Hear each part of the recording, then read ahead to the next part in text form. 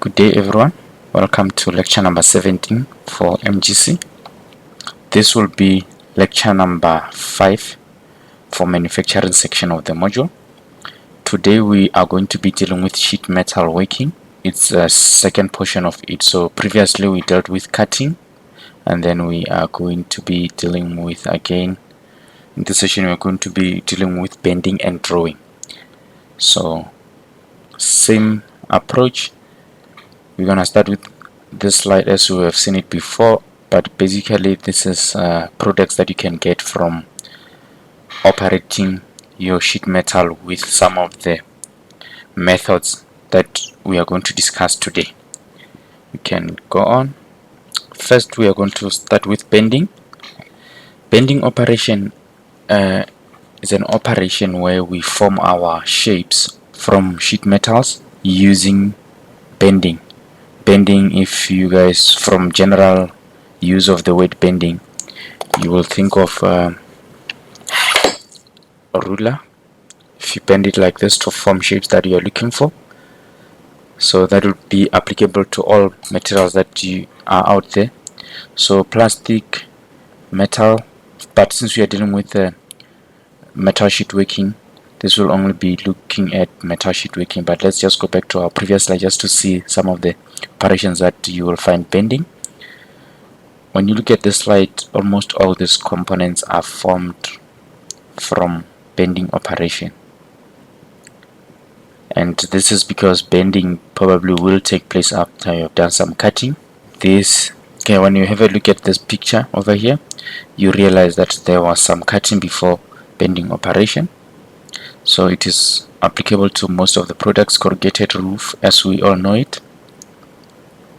And in the bending operation, you have few things that you need to be on the lookout for: the width of your sheet metal, thickness of your sheet metal, and you have a bending operation site where you have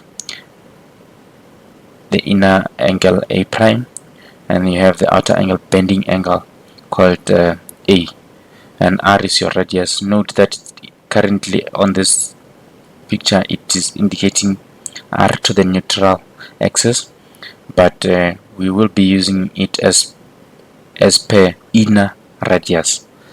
This will be from your bending tool or your die or your punch. So this R will be, if you are bending from this side, it will be the same R for your tool. This is the same as we have encountered in centrifugal casting, where the radius or the diameter of the mold, the inner diameter of the mold, was equalized to the outer diameter of the product. Same thing is applicable here. When we go to the next slide, we see that we have two types of bending operations: V bending and H bending. We have a lot more than this, but in this module we are going to be focusing on only these two. So the difference between the two is that the edge bending, you use it when you're bending something or a metal sheet at the end or on its edge, and the V bending, you use it when you are bending your product in the middle. So you can see the meaning there. Maybe let's just go to our first slide so that you can see a few things that were produced using that. Let me see. This could have been bent using an edge. If you bend from outside here, an edge bending, but if you bend from the inside, it would have been a V bending. Okay, the engineering analysis for bending operation. You have the bending allowance.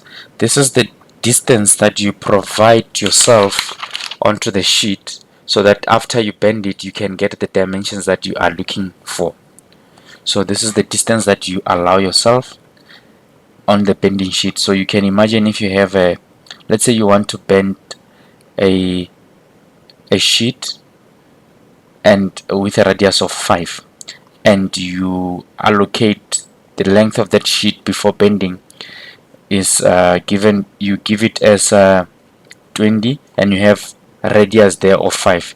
So that 5 is going to be taken from your material, so you have to account for that, so that after bending your bend takes away that 5 and you can fall back to the original bend dimension, so that you can fall back to your original dimension. Say you are looking to bend a sheet to form an angle leg, just like this one we have here, with this dimension over here being from here to here being 10, from here to here being 10.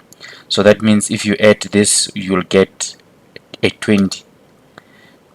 But you don't want to cut this sheet to be 20 millimeters while you're still going to operate it with a bending. So maybe you want to allow yourself, based on the dimensions and the parameters, you want to allow yourself a length more than 20, so that after bending it, you will fall back to 10 this side and 10 this side. So basically that is what bending is about, and bending allowance. And you have here the stretching factor, which is a factor that we use to check which method are we gonna, which kBA factor are we gonna apply in our bending allowance equation. But it depends on the thickness of the material that you are bending, with the radius at which you will be bending your material.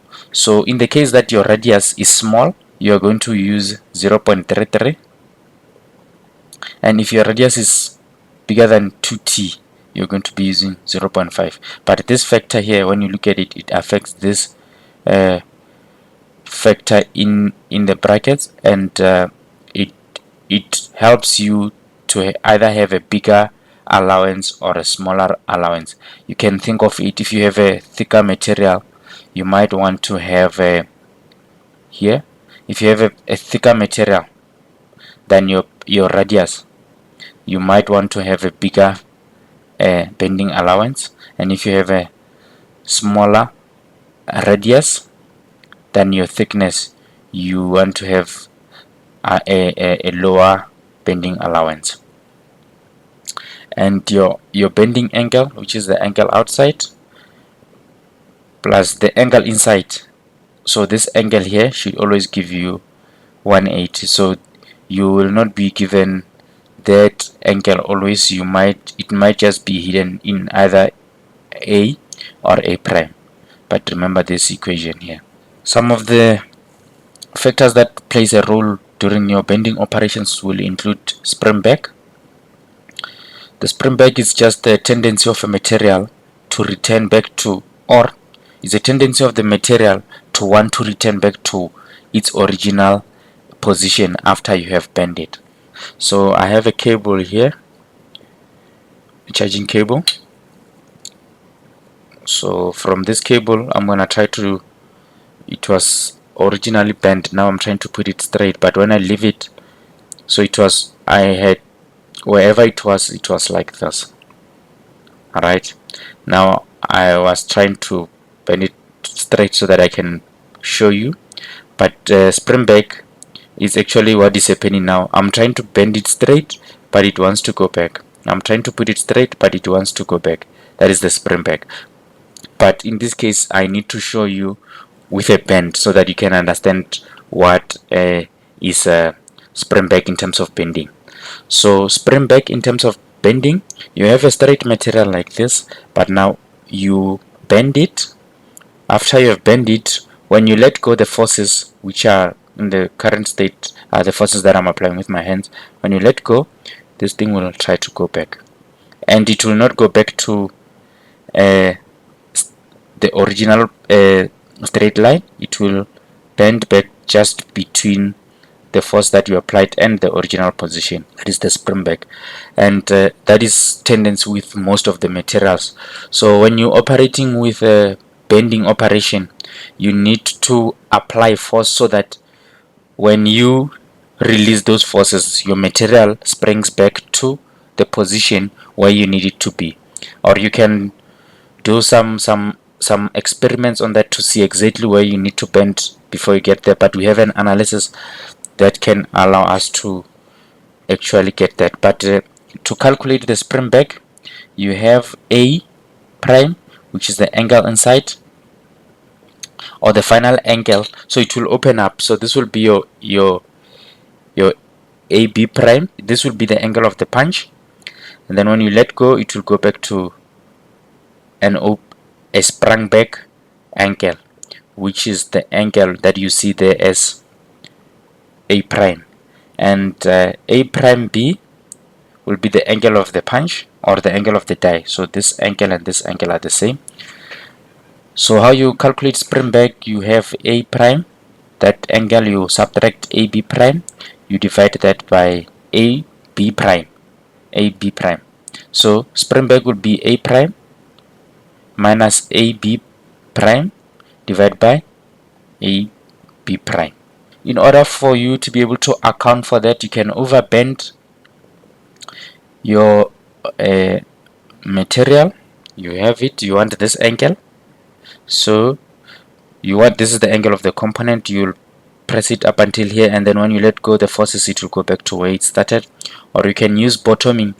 Bottoming is an operation where at the end of the, look at here, when you want to bend this to stay here, at this point you want to apply more force so that you can deform this material over here so that it can stay where it is. Otherwise you can just apply this force for a long time so that it can stay where you want it to be. And then you have bending force, which is required. So bending force, you calculate it using this equation here. That will be KBF. KBF we will describe it, and TS, tensile strength, the width of your sheet, the thickness of your sheet divided by the D. In this case will be the D will be the dimension that you measure for your V bend looking at the punch, or the dimension that will be measured when it's a edge bending. But the KBF factor will be 1.33 when you are doing V bending, and it will be 0.33 when you're doing edge bending.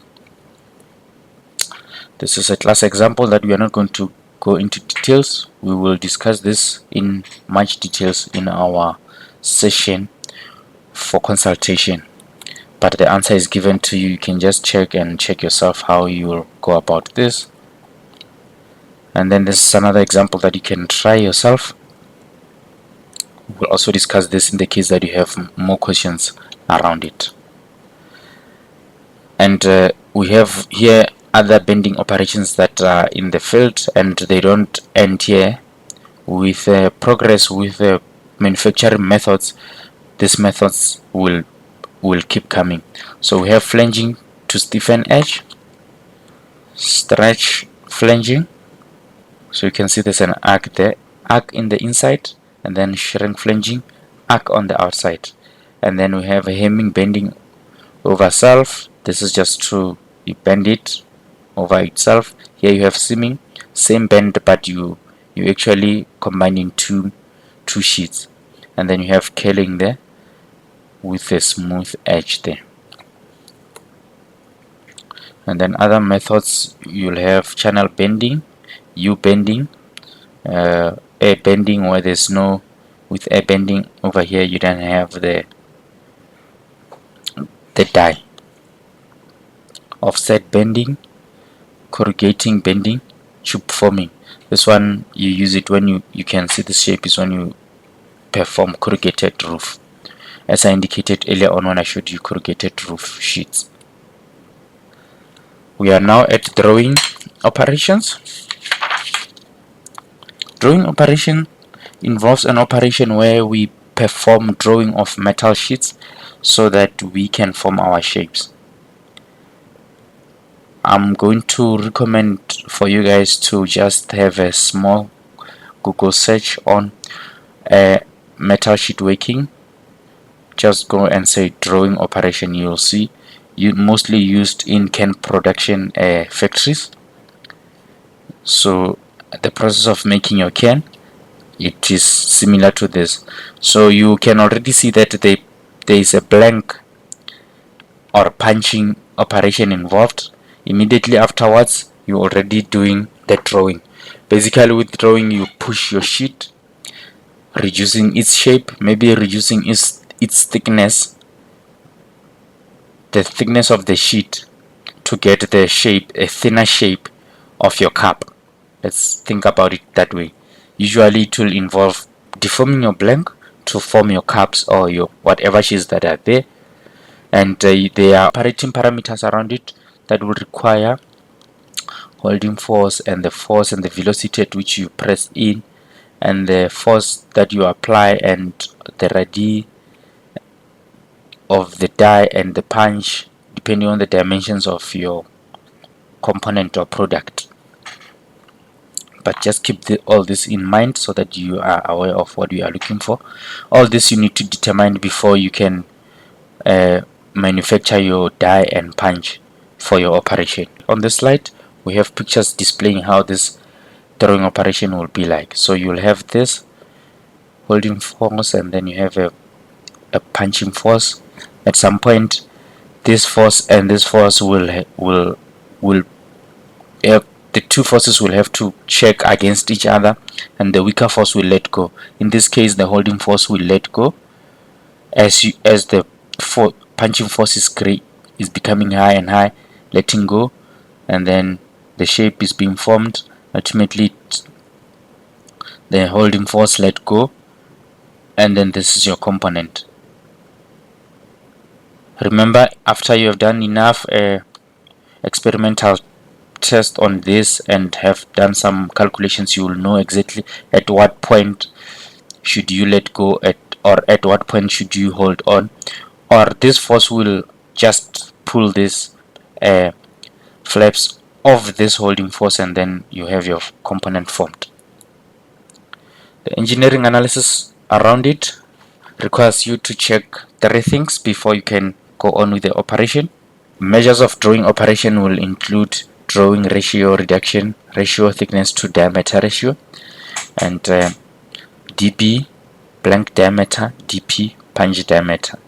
This will always be greater than 0, but the limit should be 2 for a successful operation.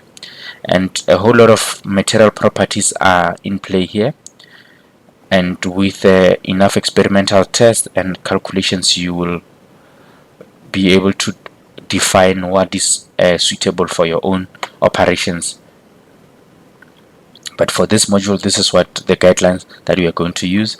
Reduction ratio, db minus dp over db, should always be less than 0.5.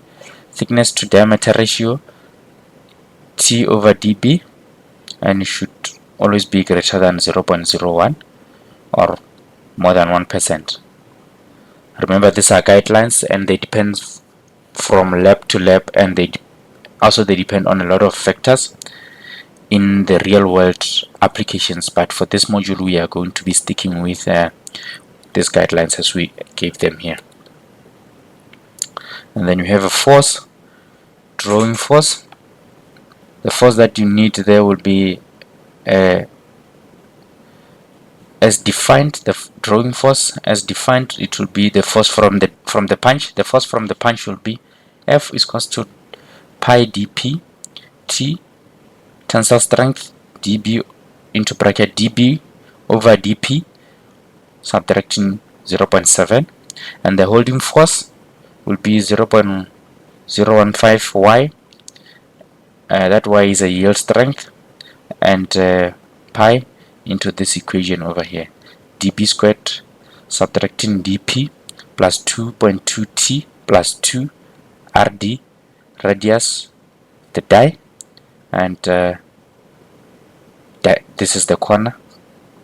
So that will be, if you have a die that looks like this or a die that looks like this, that will be the radius over there. And you have this note over here, guides you as to what roughly your holding force should be. This is because at some point you need to let go this force. So if you have 1/3, at some point you're gonna end up with an overall force of 2/3. going down, so this will balance the other force, and then this force will let go. There's another note there: the volume does not disappear, so the final volume of the product is the same as the starting volume of the blank. Remember that. This is a very good note to keep in your head, as we can actually have a question where we give you the final volume and then you are requested to give us the dimensions of the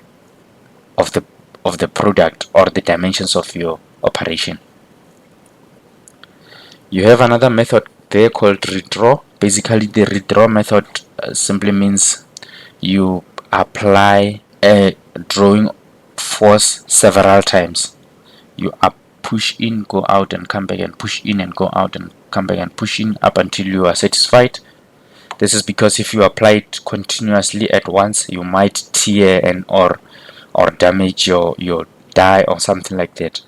But that is basically what it means. So you just come in, out, in, out, in, out, as you are progressing with the operation. The redraw recommendations. So this is the reduction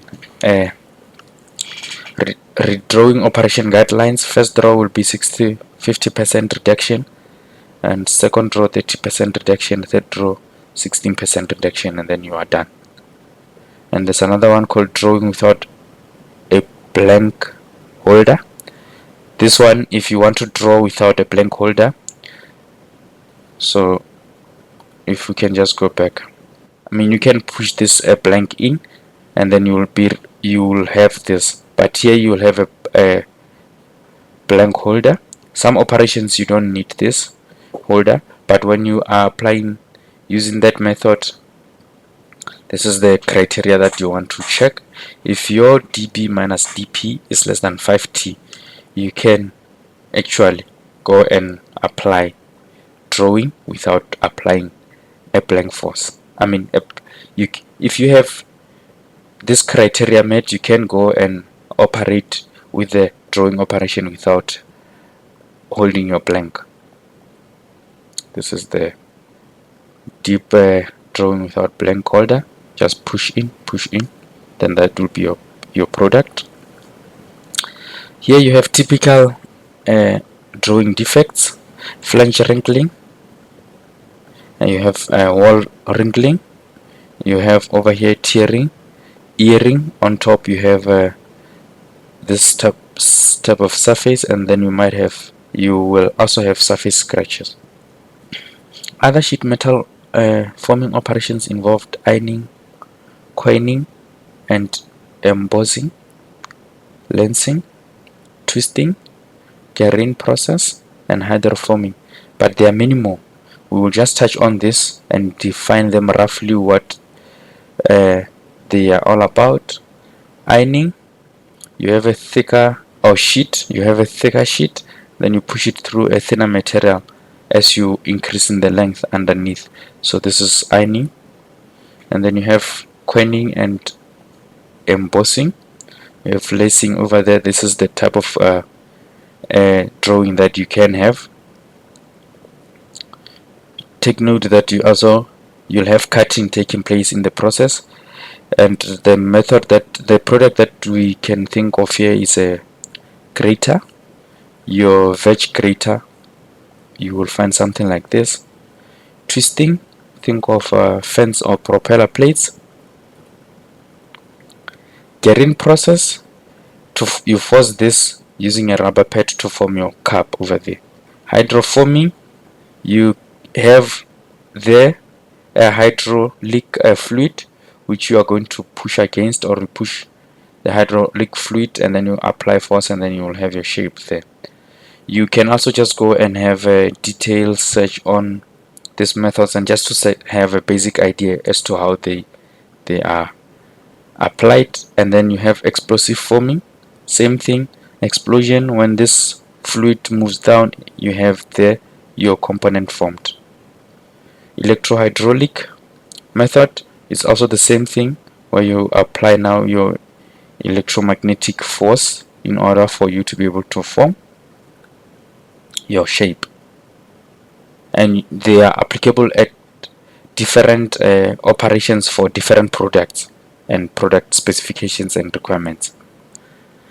And that was everything regarding sheet metal working 2, and that will be everything with regarding sheet metal. So in the next session we are going to be dealing with a different manufacturing method. You can go and look at these YouTube videos, and just for your interest, look into other methods as well as to what is entailed in drawing and bending. Thank you very much.